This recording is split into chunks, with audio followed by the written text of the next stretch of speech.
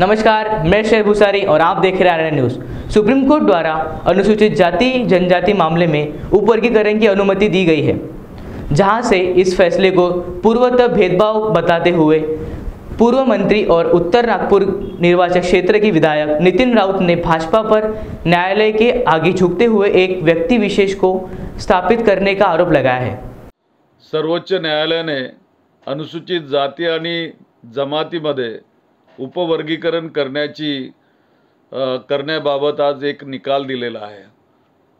हा निर्णय माझ्या मते भेदभाव करणारा असून या समाजाची एकजुटता तोडण्याचं या ठिकाणी निश्चितपणे यामुळे काम होईल। खरं पाहिलं तर केंद्रातील भाजपा सरकारनं सरकार म्हणून संविधानाने दिलेल्या आरक्षणाच्या संबंधी आपली भूमिका त्या ठिकाणी स्पष्टपणे आणि ताकदीने मांडायची होती, परंतु ते कोर्टासमोर नतमस्तक झाले आहेत असं चित्र त्या ठिकाणी निर्माण झालं। खऱ्या अर्थानं जे आरक्षण अनुसूचित जाती आणि अनुसूचित जमातीला या ठिकाणी प्राप्त झालेलं आहे ते आर्थिक निकषावर झालेलं नाही, तर ते सामाजिक निकषावर झालेलं आहे। हजारो वर्ष वंचित राहिलेला समाज याला कसा न्याय देता येईल यासाठी हे या ठिकाणी अनुसूचित जाती आणि अनुसूचित जमाती असा वर्ग तयार करण्यात आला।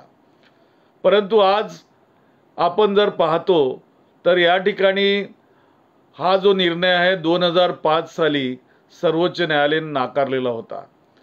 या निर्णयाने काहीचे वर्चस्व संपुष्टात येणार आहे, तर काहींना विशिष्ट पद्धतीनं या व्यवस्थेत स्थान मिळणार आहे।